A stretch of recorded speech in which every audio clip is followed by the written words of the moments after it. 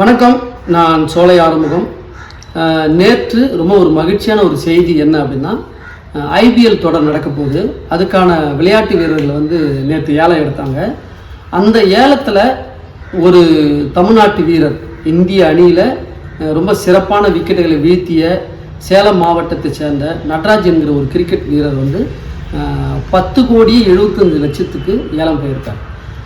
இது என்னன்னா, தொகை ரொம்ப முக்கியமான விஷயம் இல்லை. ஒரு சாதாரண குடும்பத்தை சேர்ந்த, வறுமையில் இருக்கிற ஒரு குடும்பத்தை சேர்ந்த ஒருத்தர் நட்ராஜ் என்பவர் தனக்குள்ள அந்த ஒரு கிரிக்கெட் திறமையை அவர் வெளிப்படுத்தி இந்திய அணியில் இடம் பிடிச்சி டெஸ்ட்டு, ஒன் டே, 2020 இப்படி 3 தர கிரிக்கெட்டில் தன்னுடைய திறமையை அபாரமாக வெளிப்படுத்தியிருக்காரு. அதுவும் அவர் நிறைய விக்கெட் ஸ்டெம்பை எடுத்திருக்காரு. அந்த ஏக்கர் போட்டு ஸ்டெம்பு எடுத்திருக்காரு. அப்படி ஒரு அபார திறமைசாலியாக இருக்கிற நட்ராஜுக்கு தொடர்ச்சியாக இந்திய அணியில் அவருக்கு இடம் கிடைக்கல. அந்த இடம் கிடைக்காததுக்கான காரணம், வாய்ப்பு தராமல் மறுக்கப்பட்டதற்கான காரணம் பின்னாடி ஏதோ ஒரு அரசியல் இருக்குது அப்படிங்கிறது நம்ம தவிர்க்க முடியாத ஒரு உண்மை. அதனால் அது ரொம்ப நாளாகவே ஒரு வருத்தம் இருந்தது. ஏன்னா ஒரு நல்ல பிளேயரு, நல்ல டேலண்டான ஒரு பிளேயரு, ஒரு சாதாரண ஒரு குடும்பத்திலிருந்து தன்னுடைய திறமையின் மூலமாக இந்திய அணியில் இடம் பிடிச்சாரு.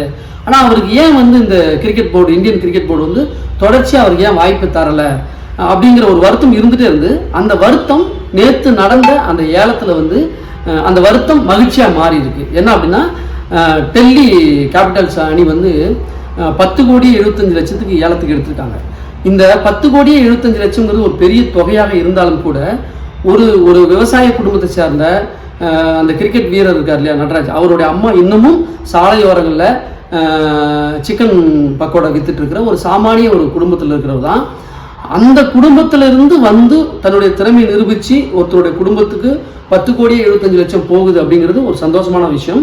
அதையெல்லாம் தாண்டி டெல்லி அணியில் நட்ராஜ் அவர்கள் இன்னும் அவருடைய அபார திறமையை வெளிப்படுத்தி இந்த உலகிற்கு அவருடைய திறமையை வெளிப்படுத்தி மீண்டும் இந்திய அணிக்கு அவருடைய திறமையை வெளிப்படுத்தணும். இன்னும் நிறைய அவர் சாதனைகள் படைக்கணும். பொருளாதாரத்திலும், புகழிலும், வரலாற்றிலும் அவர் நிறைய சாதனை படைக்கணும் அப்படிங்கிறத நான் இந்த நேரத்தில் ரொம்ப இது ஒரு வாழ்த்தாக மகிழ்ச்சியாக நான் தெரிவிச்சுக்கிறேன். நன்றி.